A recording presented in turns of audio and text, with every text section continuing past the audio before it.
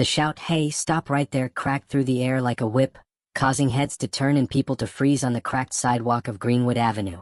Amara Lawson, a tall black woman in olive green cargo pants, slowed her walk, confusion creasing her face. She carried no purse or shopping bags, just a bottle of water and a folded grocery list. A police cruiser screeched to a halt beside her, its lights strobing red and blue against brick storefronts. Officer Mark Thompson, a stocky, pale man in his mid-30s with a smug air, stepped out. His hand rested casually on his baton. "You fit the description," he said, his voice sharp with accusation. "What description?" Amara asked, her voice steady. Thompson smirked. "Tall, black, athletic build, green pants. We've had reports of a shoplifter around here. Sound familiar?" A few pedestrians stopped to watch, but no one said a word. A mother pulled her child closer, as if the air had become dangerous. Amara took a breath. "I just came from Harold's Market. You can check." Thompson stepped closer, so close she could smell the bitter coffee on his breath. "Why don't we check your pockets first? Turn around." A flicker of something, not fear but a deep-seated instinct honed by years of close-quarters combat, flashed in Amara's eyes. Still she stood her ground. "You don't have a reason to search me." This was the wrong answer. Thompson's jaw tightened. "Lady, I don't need your permission." He jabbed her shoulder with 2 fingers. "You think you're special?" Across the street, a group of teens pulled out their phones, watching and filming. Amara's eyes narrowed. "Don't touch me again." But he did. This time he shoved her hard against the brick wall. The sound of her back hitting the wall made a woman in the crowd gasp. Thompson leaned in, his voice low and venomous. "Don't get smart with me. You people think you can walk around like you own the place. Not on my block." "You people," she repeated, the words razor sharp. His tone shifted from arrogant to openly hostile. "Yeah, you people. Now spread your legs." The crowd shifted uncomfortably. An older black man muttered, "This is some bull," but didn't move. Amara's mind was split between the injustice on the sidewalk and memories of desert patrols where a moment's hesitation could cost lives. Her instinct told her this wasn't about shoplifting. It was about control and humiliation. The baton swing. "Don't make me say it again," Thompson snarled, reaching for his baton. The crowd leaned in, their collective breath caught in suspense. He swung the baton low, intending to hurt her. That was the moment. Without raising her voice, Amara said, "You should stop right now." He sneered. "Or what?" She didn't answer in words. As the baton came forward, she sidestepped with a flash of precision movement honed by years of combat training. His own momentum betrayed him, and her legs swept out, hooking behind his knee. He hit the pavement with a grunt, surprise plastered across his face. The baton clattered to the ground. She was on him before he could recover, one knee pinning his arm and one hand twisting his wrist just enough to keep him from reaching for his gun. With her other hand, she gripped his own handcuffs. The crowd erupted in gasps and shouts of disbelief. "What the?" Thompson barked, his voice tight with pain. Amara locked the cuffs on one of his wrists, then the other, all in under 5 seconds. Her movements were clean and practiced. She leaned close, her voice a low whisper meant only for him. "You ever put your hands on me like that again, you won't walk away from it." His face was red, more from humiliation than strain. "You're assaulting an officer." "No," she cut him off, her voice even. "I'm detaining a criminal."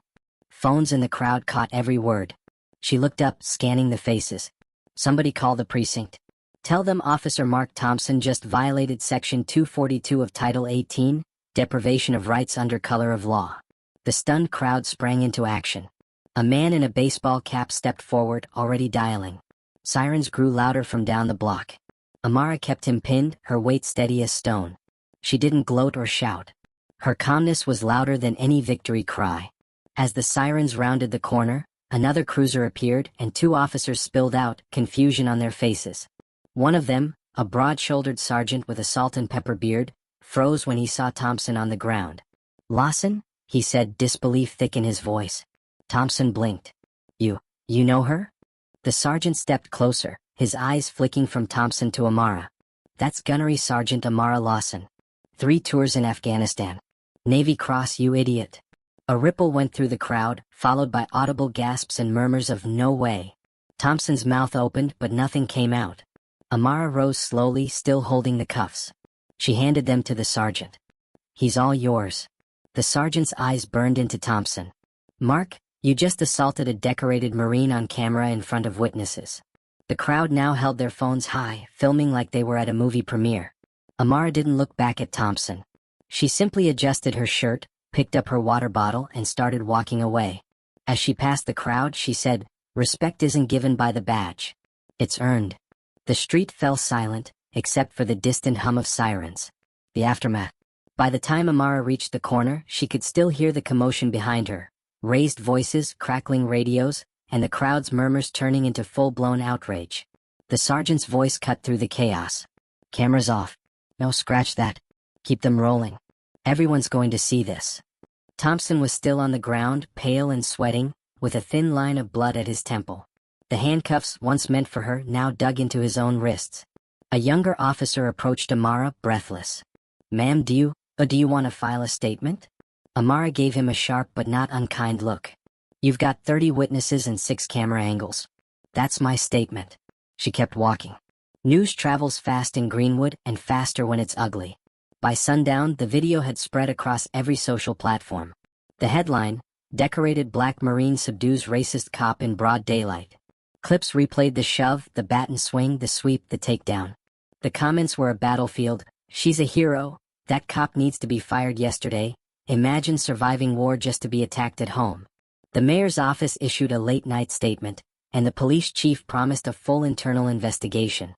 But everyone in Greenwood knew what that meant. Pressure from above, hoping the noise would die down. This time it didn't. The next morning, Amara stood outside Harold's Market, the same cargo pants and the same steady walk. She was picking up milk and eggs when she heard footsteps behind her. It was the sergeant from yesterday, Sam Whitaker. His eyes were tired but sincere. "I wanted to say I'm sorry you had to go through that. Especially here." Amara shrugged. "Not your hands that shoved me. No, but it's my badge that shares space with his." His voice cracked. "He's suspended. Effective immediately." Amara didn't smile, but her eyes softened. "That's a start." Back at the precinct, Mark Thompson sat in a windowless room. Internal Affairs was grilling him. Every answer dug him deeper, and every video replay made his posture slump further. He wasn't worried about his job anymore. He was worried about his name. Greenwood was small, and once the story was out, there was no going back. That afternoon, Amara got a call from a local journalist who wanted her on the evening news. She said no. Instead, she went to the community center. Heads turned as she walked in. People who had seen the video smiled at her, and some clapped her on the shoulder. A young boy, maybe 12, approached her slowly. "Miss, are you the lady from the video?" "I'm Amara," she said. He hesitated, then blurted out, "You weren't scared?" She crouched to meet his eyes. "Being scared is not the same as being powerless. You remember that?" The boy nodded as if he'd been handed a powerful new tool. By evening, she finally watched the full video, not the teen's shaky phone footage, but the crowd's wide shot where you could see everyone's faces. She watched as strangers looked away, afraid to get involved. Then she watched the moment the tide turned, the sudden shift in posture, the gasps when the sergeant spoke her name.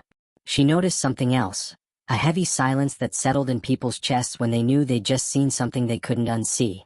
2 days later, she was walking home when she passed the same stretch of sidewalk. A middle-aged woman in a green cardigan stepped forward. "Miss Lawson, I was here that day. I didn't say anything.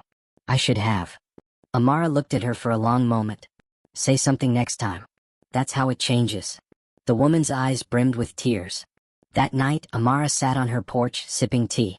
She'd seen enough in her life to know victories were never clean, but maybe this one was enough to make a crack that let the light in. She whispered to herself, maybe to the world, maybe to the boy at the community center, maybe to every camera that had caught her on that sidewalk. Respect isn't about rank or fear. It's about truth. And the truth always comes for you. For the first time in a long time, she let herself breathe deep.